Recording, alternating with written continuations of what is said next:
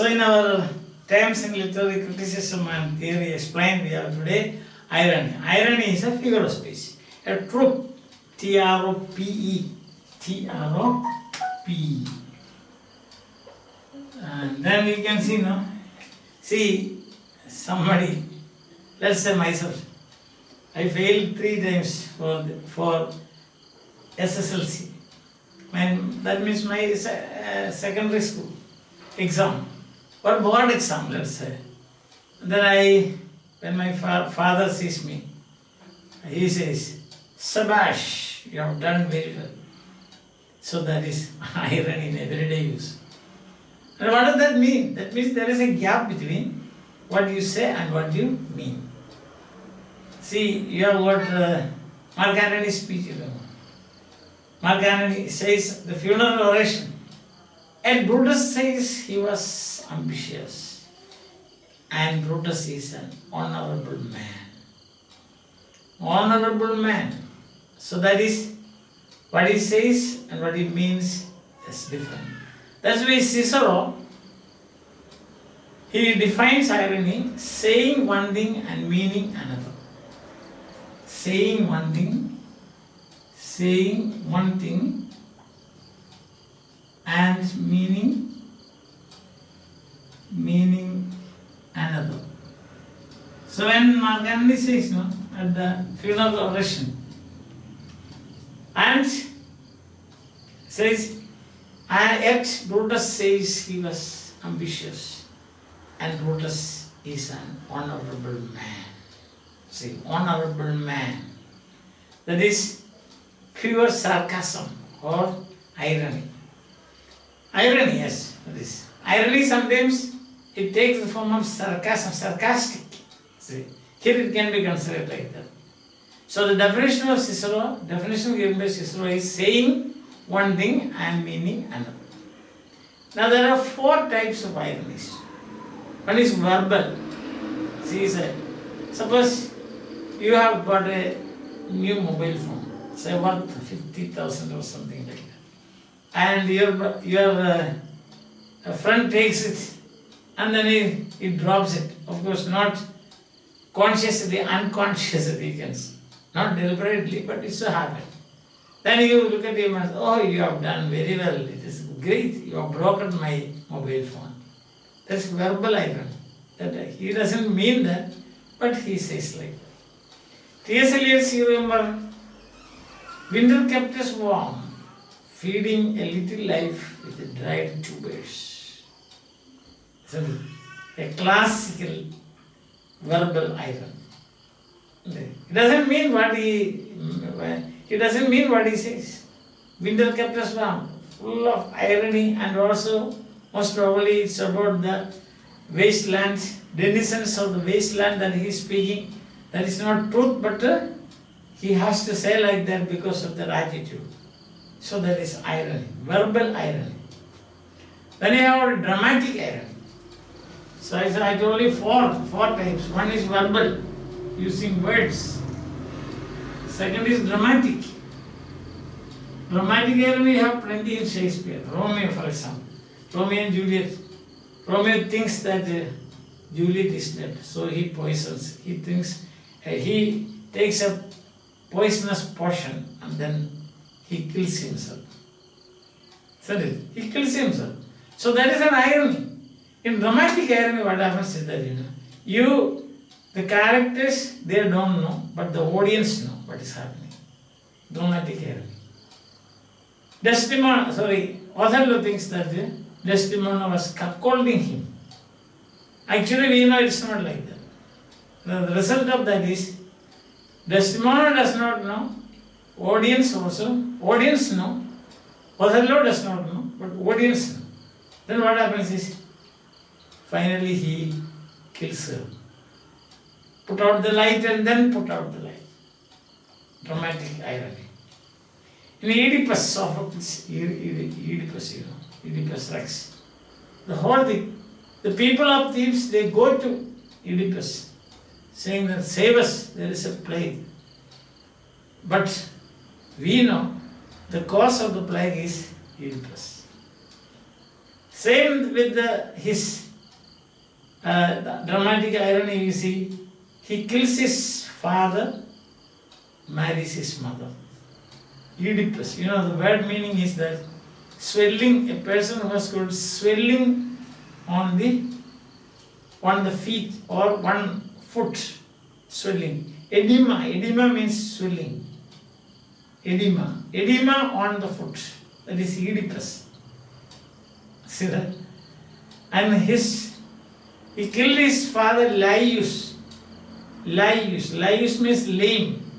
So both of them have problem with their feet. The son, yes, swelling. Father, he is lame.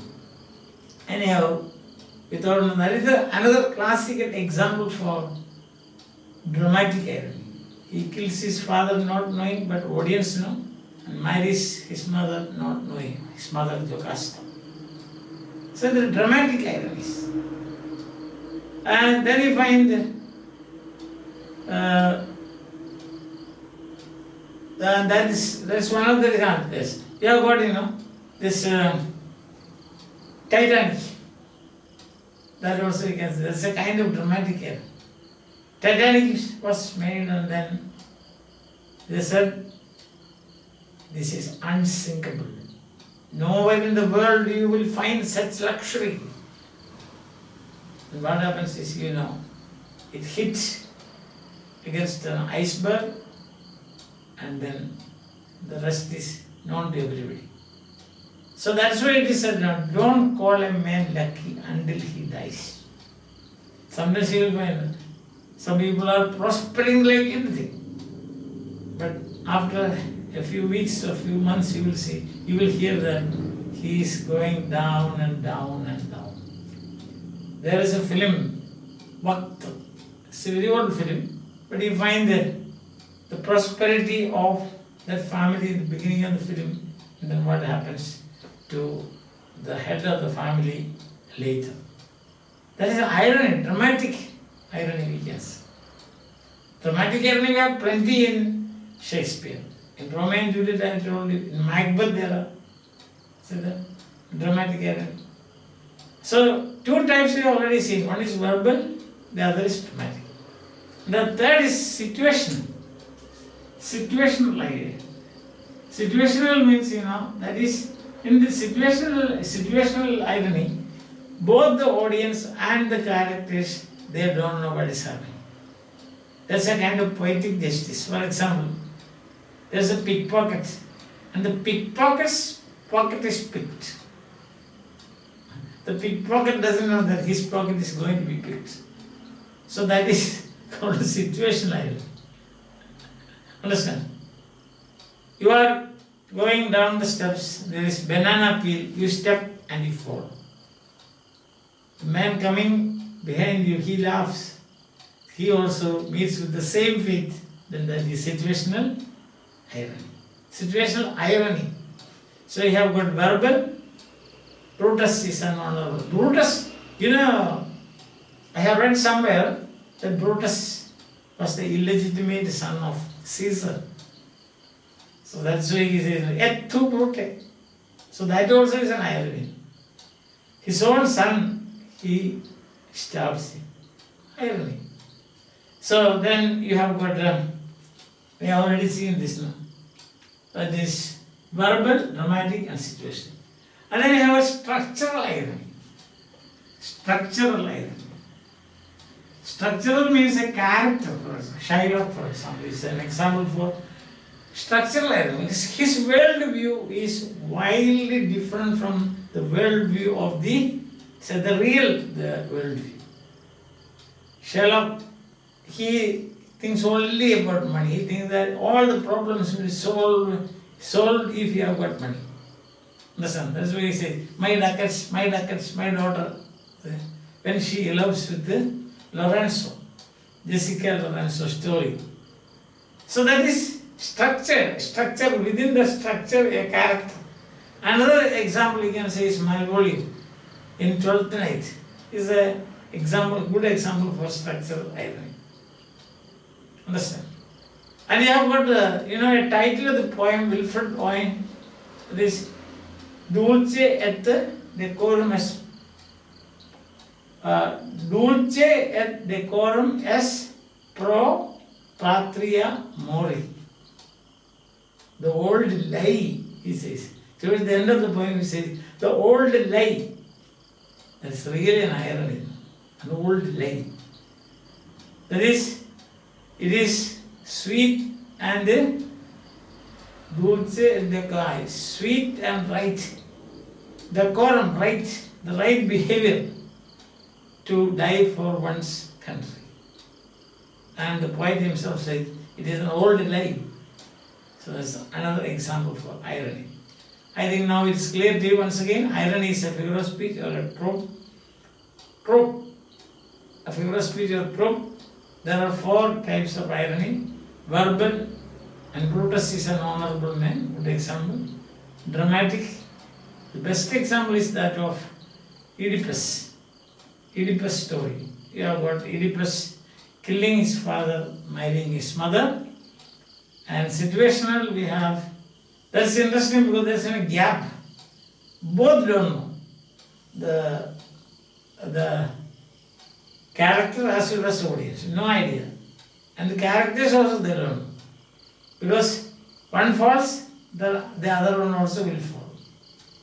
That is situational irony. And then you have structural irony. Structural irony is, you have seen a character.